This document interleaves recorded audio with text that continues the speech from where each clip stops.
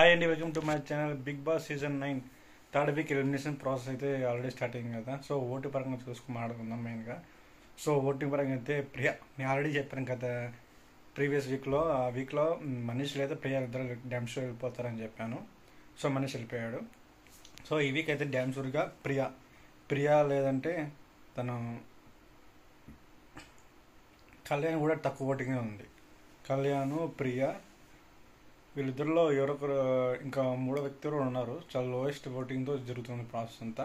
So వీళ్ళు మొత్తం అంతే కామన్ మ్యాన్ పీపుల్ నుంచి ఎవరో ఒకరు వెళ్తారు కమెంట్ ఆన్సర్గా. సో మ్యాక్సిమం ప్రియా వెళ్ళే అవకాశాలు అయితే ఎక్కువ ఉన్నాయి. సో ఈ వీక్ అయితే ఎందుకంటే తన కంటెంట్ లేదు, ఆట తీరు లేదు, ఏం లేదు. ఎప్పుడు తత్త అన్నాడు మన సీజన్లో నాకు తత్త వస్తుంటారా అలా తప్ప ఆడ కంటెంట్ లేదు. కామన్గా పీపుల్ అంటే వీళ్ళు కామన్ పీపుల్ ఇంకా ఆల్రెడీ ఫేస్బుక్, యూట్యూబ్లో ఫేమస్ అయిన, ఇన్స్టాగ్రామ్ ఫేమస్ అనే పర్సన్సే. కానీ ఈ కళ్యాణ్ అనే వ్యక్తి అంత ఫేమస్ కాదు. కానీ బట్ 40,000 వ్యూస్ ఉన్నాయి సార్ దాంట్లో ఇన్స్టాగ్రామ్లో. బట్ ఎనీహౌ కామన్ పీపుల్గా సెలెక్ట్ అవ్వడం చాలా గ్రేటే. సో అక్కడ కంటెంట్ లేదు. కళ్యాణ్ వ్యక్తి హౌస్లో కంటెంట్ లేదు, సబ్జెక్ట్ లేదు.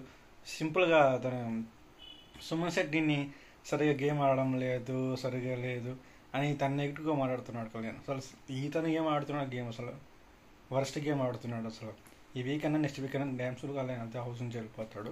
సో సుమన్ శెట్టిని అనేసారి నీది కాదు, కానీ అతను అంటున్నావు అతను చేసిన పర్ఫార్మెన్స్, అతని టాస్క్లో నేను అసలు 5% ఇవ్వలేదు నా అభిప్రాయం. సో కళ్యాణ్, ప్రియా వీళ్ళిద్దరు నుంచి హౌస్ నుంచి అయితే వెళ్ళిపోతారు.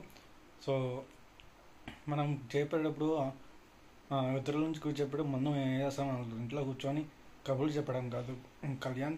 సో సుమన్ శెట్టి ఆడితేనే నువ్వు కూడా పైకి వస్తావు. సో వీకైతే ప్రియా డ్యామ్ షూర్గా హౌస్ నుంచి వెళ్ళిపోయే అవకాశాలు ఉన్నాయి. సో నెక్స్ట్ వీక్ అయితే కళ్యాణ్ వెళ్ళిపోతాడు. సో మొత్తం ఓటింగ్ పరంగా హోరా అయితే జరుగుతుంది. నా video like thank you for watching.